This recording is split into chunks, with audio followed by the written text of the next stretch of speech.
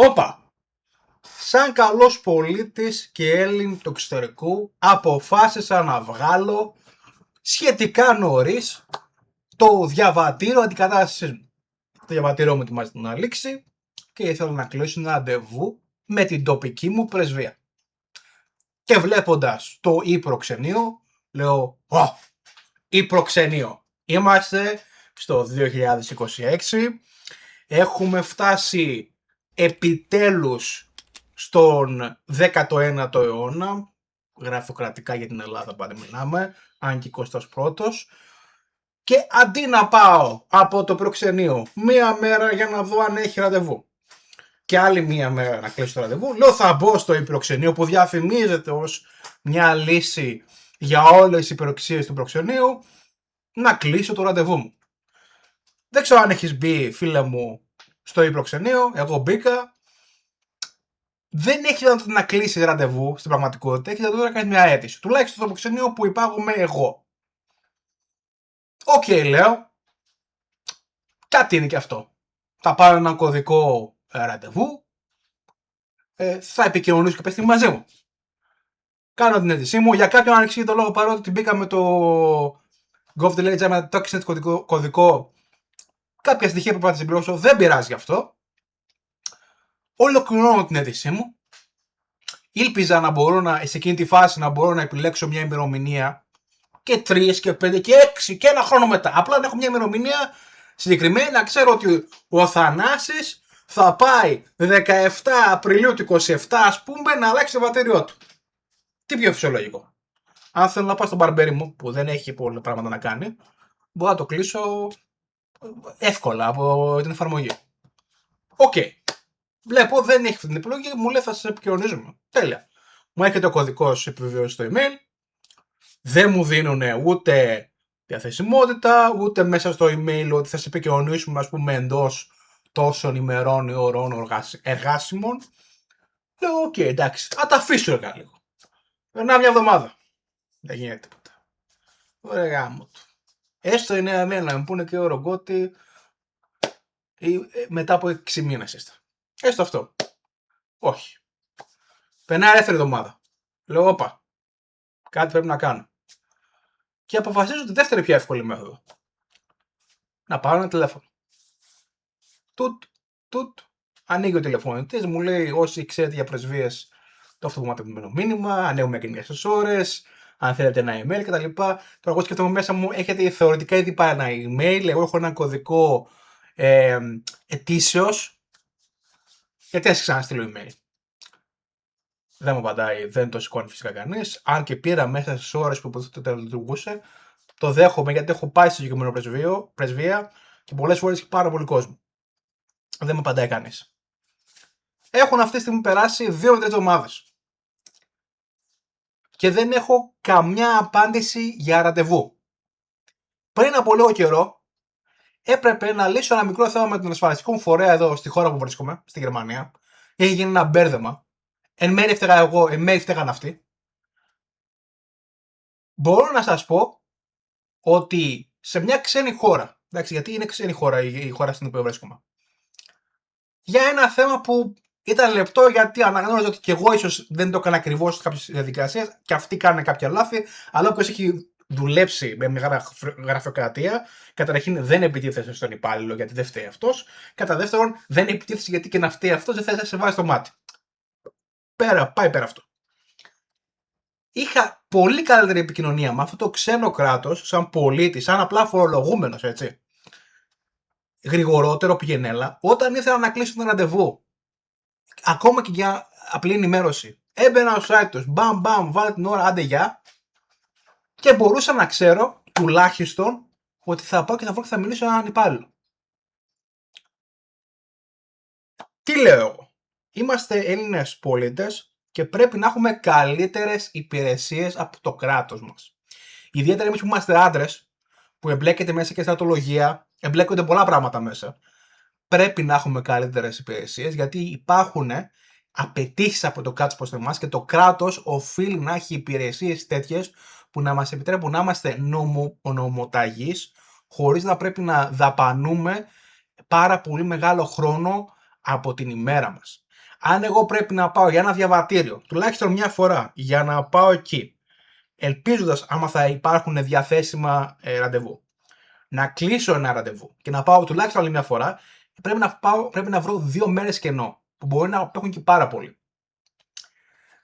Μέσα σε όλο αυτό, όταν κάποια στιγμή εγώ θέλησα να βγάλω ταυτότητα, που πολλοί από εσάς μπορεί τώρα να τρέχετε λίγο, εν μέρει και κύριοι έπρεπε να το είχατε κάνει νωρίτερα, δεν πειράζει. Επειδή είχα δει και εγώ ότι είναι χαζό να βγάζουμε ταυτότητα σαν Έλληνες εξωτερικού στην Ελλάδα, γιατί αν είχατε μπει να κλείσετε ραντεβού θα είχατε δει την απελπισία του μενού, που έπρεπε να μπει σε κάθε τμήμα ξεχωριστά, να σχολάρεις ημερομηνίες. Οι ημερομηνίες δεν ήταν στανταρισμένες, άρα το τάδε τμήμα στο Κλικής είχε μέχρι τον Ιούλιο, ας πούμε, το άλλο τμήμα στο Λευκό Πύργο είχε μετοχό το Σεπτέμβριο. Δεν ξέρω γιατί.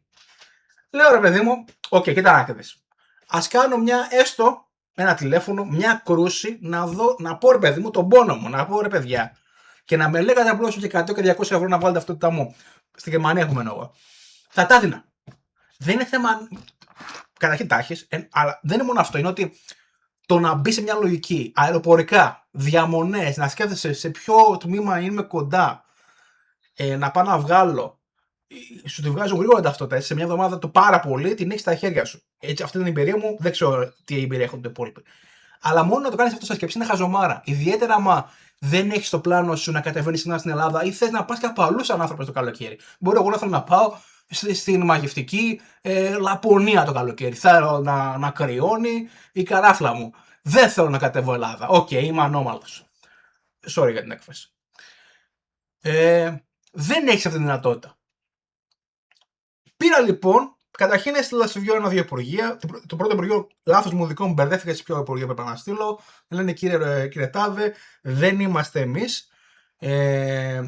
Θα το διαβάζουμε στο κατάλληλο υπουργείο. Λέω πάρα πολύ ωραία. Παρεπτόντως το υπουργείο που δεν είχε να κάνει με αυτό ήταν πιο συνεργάσιμο μαζί μου από το υπουργείο που είχε να κάνει με αυτό το προστασία του πολίτη. Ασχέτως το τι κάνει συγκεκριμένοι όχι.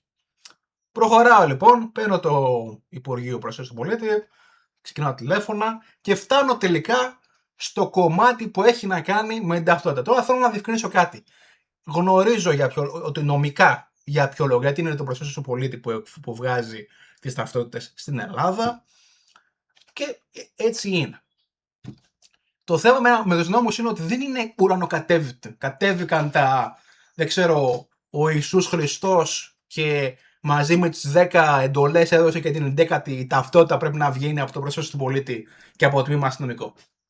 Μπορούσαν να είχαν, ας πούμε, μια λύση, περιοδεύουν συνεργεία, ας δίνουν στους ανθρώπους διπλούς και τριπλούς μισθούς, ας μας λένε και εμάς κύριε τέτοια μου θέλετε να βγάλεις την ταυτότητα στη μαγευτική Γερμανία, πρέπει να πληρώσεις 100-200 ευρώ και θα σου έλεγα εγώ θα τα πλήρωνα και περισσότερα πλήρωνα. Γιατί είναι βολικό. Και ας κατέβαιναν αυτό το συνεργείο, μια εβδομάδα, 2 εβδομάδες και λέγανε κύριε, 1-2-3 εβδομάδες η τάδε πρεσβείες θα εξυπηρετούν τους Έλληνες εξωτερικού για να μπορείτε να βγάλετε ταυτότητα. Τώρα, γιατί δεν έγινε, θεωρώ για μένα είναι ότι είναι η χαζομάρα του κράτους καμιά φορά που έχουμε που θέλει να αποφύγει κάποια πράγματα και δεν κάνει κάποια άλλα. Είναι πραγματικά λυπηρό. Ιδιαίτερα συναχωρήθηκα πάρα πολύ με το e-προξενείο, ιδιαίτερα με αυτό, γιατί ταυτότητα είναι ένα πράγμα που το κάνει μια φορά στο τόσο. Δεν είναι το τροφικό μου στην τελική ανάλυση, εφόσον έχεις κάνα 2 χρόνια, 3 μη πω, που ήξερες ότι θα γίνει αυτό, υπήρχε ευκαιρία να το κάνεις. Δεν είναι ότι δεν μπορούσες. Αλλά τι θέλω να πω. Όσο έχουμε μια κατάσταση που το κράτος ψηφιοποιείται, πρέπει να ψηφιοποιείται. Η ψηφιοποίηση δεν είναι μεταφέρω στον ψηφιακό χώρο καμιά φορά την ανοησία, αυτό που είχαμε στον χάρτινο κόσμο της πραγματικότητάς μας. Πρέπει να είναι κάτι ουσιώδες.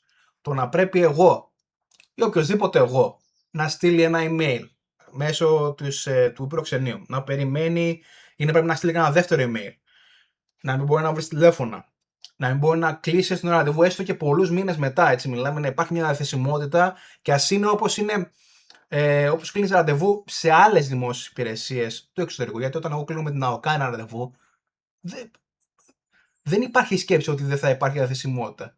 Απλά μου το κλείνουνε. Άμα δεν υπάρχει, δεν υπάρχει. Τελείωσε. Οκ, θα κλείσουν ένα ραντεβού. Και άμα πάω εκεί και σε ένα ραντεβού γενική φύσεως μου πούνε κάτι πρέπει να κάνουμε κάτι συγκεκριμένο, μπορούμε και επί τόπου να πούμε ότι πότε σε βολεύει και εγώ, ότι μπορούσε, τότε μπορώ, τότε δεν μπορώ, τότε και να τα βρούμε. Τα έχω κάνει αυτά τα πράγματα. Γίνονται. Είναι λυπηρό το 2026 να μην μπορούμε να κάνουμε κάποιες απλές υπηρεσίες μέσα από το προξενείο. Και αυτό είναι η λογική της ομάδας που θα παραθέσω στην περιγραφή, που την έχω κάνει εγώ στο Facebook. Θα ήθελα να έρθεις και εσύ μέσα, αν είσαι Έλληνας εξωτερικού, ή αν σκέφτεσαι κάποια στιγμή να φύγεις εξωτερικό ή να γυρίσεις από το εξωτερικό στην Ελλάδα. Πρέπει να έχουμε καλύτερες υπηρεσίες από το κράτος μας. Και επειδή τώρα συνειδητοποίησα ότι δεν τελείωσε την ιστορία μου, όταν πήρα από τελικά το γραφείο που είχε να κάνει με την ταυτότητα, ξεκίνησε το λέω και σήμερα. Λέω είμαι πολίτης εξωτερικού κτλ. Δεν πρόλαβα να ολοκληρώσω, δεν ξέρω ούτε την πρώτη ούτε δεύτερη πρόταση. Με κόψαν κατευθείαν, μου το κλείσανε, κάντε γεια. Ο άνθρωπος αυτός μπορεί να έχει πάρει εκείνη τη μέρα και δεν τον αδικό, μπορεί να είναι μια κακή μέρα. Μπορεί να μην μ' άκουγε, μπορεί να μην ήμουν καθαρό, να μην τα έλεγα καθαρά. Μπορεί. Αλλά κοίτα ποια είναι η εικόνα αυτή. Ασχέτως το ότι όντως η ταυτότητα νόμιμα βγαίνει στο τμήμα και από το Υπουργείο Προστασίας, δεν σημαίνει ότι δεν θα μπορούσαμε να βρούμε σαν κράτος μια λύση για να μπορούμε να βολευτούμε όλα, ακόμα και με ένα υψηλότερο κόμιστρο. Είναι πραγματικά λυπηρό. Πέρα από αυτό το συγκεκριμένο Υπουργείο, έστειλα και στο Πρωθυπουργικό Γραφείο ένα email, λέγοντας ότι είμαστε τόσοι χιλιάδες Έλληνες στο εξωτερικό, δεν αντιπροσωπεύω κάποιον επίσημο οργανισμό, κάποιο κίνημα, αλλά αν είναι δυνατόν, νομίζω ότι αν είσαι Έλληνας στο εξωτερικό και σου λέγανε έχεις καλύτερες υπηρεσίες στο προξενείο, μπορείς ας πούμε να βγάζεις ταυτότητά σου, μπορείς να κάνεις μέσα από πράγματα ευκολότερα μέσα στο προξενείο. Δεν θα μπορείς να τα κάνεις όλα έτσι, αντικειμενικά μιλώντας. Αλλά κάποια βασικά θα μπορείς να τα κάνεις. Δεν νομίζω να μην υπήρχε κανένας πολίτης του εξωτερικού που μπορεί και κάποια στιγμή να γυρίσει και να ψηφίζει και να συμμετέχει έτσι ή να έχει περιουσία στην Ελλάδα, να ήταν εναντίον με τη λογική ότι εμείς εξυπηρετούμε καλύτερα από το κράτος και άρα στηρίζουμε την οποία κυβέρνηση βελτιώνει τα πράγματα. Όχι κομματικά επειδή αγαπάμε αυτή την άλλη κυβέρνηση, αλλά γιατί όντως κάνουν πράγματα. Αυτή είναι λοιπόν η λογική αυτής της ομάδας. Θέλω να μαζευτούμε πολύ, θέλω να έχουμε όγκο, έτσι ώστε όταν σε ένα επόμενο βήμα ξανακάνουμε αυτές τις επικοινωνίες και μπορούμε να ασκήσουμε πίεση, όχι μόνο πίσω από τις κάμερες, σε ένα email που μπορεί να μας αγνοήσουν και να πούνε δεν το πήραμε, δεν το είδαμε, το αγνοήσαμε, δεν μας απάντησε κανένας ποτέ. Να έχουμε δυνατότητα να μπορούμε να ασκήσουμε πίεση σε πολλά επίπεδα για να πετύχουμε αλλαγές. Δηλαδή πρέπει σαν κίνημα να μας βλέπουν μπροστά τους σε κάθε γωνία και επικοινωνιακά πάντα μιλάμε, έτσι, πίεση, επικοινωνιακή πίεση, έτσι ώστε όντως να γίνουν κάποια πράγματα. Ξαναλέω, τα βήματα που γίνονται για την ψηφιοποίηση είναι καλά, δεν είναι αρκετά. Ακόμα και όταν βγάλαμε την ταυτότητα, όσοι είδατε το μενού, ξέρω ότι αν είχατε ελάχιστη εμπειρία σε οποιαδήποτε εφαρμογή, κλεισίματος, οποιοδήποτε ραντεβού, οτιδήποτε, ήταν απαράδεκτο. Δηλαδή είχε σχεδιαστεί από κάποιον boomer που δεν είχε ξαναπιάσει τη ζωή του. Μπορεί βέβαια να είμαι τελείως λάθος, έτσι, να υπήρχε λόγος που γινόταν έτσι. Αλλά εγώ έτσι όπως το βλέπω, είχε σχεδιαστεί μάλλον από κάποιο boomer. Εντάξει. Δεν είναι δυνατόν να πρέπει να θες να βρεις ημερομηνίες και να μπορείς να το φιλτράρεις εύκολα μέσω ημερομηνιών και να πρέπει να το φιλτράρεις μέσω τμήματων αστυνομικών. Για ποιο λόγο? Δεν είναι δυνατόν να ανοίγεις εκείνη την ώρα και να βρεις 5 τμήματα, 5 διαφορετικά παράθυρα χρονικά. Γιατί έτσι? Δηλαδή δεν πρέπει να γίνεται μια κανονικοποίηση των διεργασιών?